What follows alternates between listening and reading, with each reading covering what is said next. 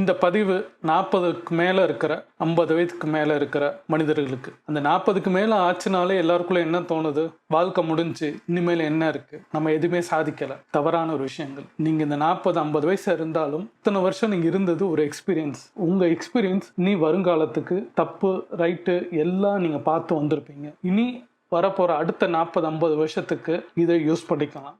இந்த 40-50ன்றது உங்கள் வாழ்க்கையில் அடுத்தபடி நியூ பர்த். இந்த பர்த்லேருந்து இங்கேருந்து திருப்பி தொடங்குங்க வாழ்க்கையை. நீங்கள் பிறந்தப்ப என்ன பண்ணணும்னு உங்களுக்கு குழந்தையா இருக்கும்போது தெரிஞ்சிருக்காது. இப்போ நீங்கள் பிறந்திருக்கிறீங்க, இனி நீங்கள் என்ன செய்யணும், இப்போலேருந்து நான் என்ன சாதிக்கணும், என்கிட்ட அடுத்த வாழ்க்கையை நான் எப்படி பார்க்குறது அப்படின்றத பாரு. நீங்கள் உங்கள்கிட்ட பணம் இருந்துச்சுன்னா இந்த உலகத்தை சுற்றுங்க. உங்கள்கிட்ட பணம் இல்லைன்னா உங்கள் ஸ்கில் செட்டை டெவலப் பண்ணுங்கள். அதை வச்சு அடுத்த நிலைமைக்கு போகிறதுக்கு என்ன வழியோ அதை பாருங்கள். உங்களை நீங்கள் யாருன்னு தெரிஞ்சுக்கிற நேரம் வயசு இந்த 40க்கு மேலே. நீங்கள் 50ஓ 60ஓ எதாக இருந்தாலும் இந்த வயசு நீங்கள் யாருன்னு தெரிஞ்சுக்கிற ஒரு விஷயங்கள்.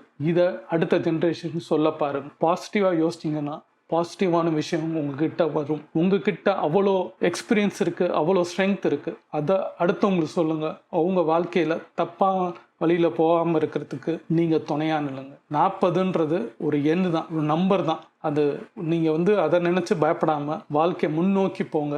எல்லாமே மாறும். நான் உங்கள் கூட இருக்கிறேன்.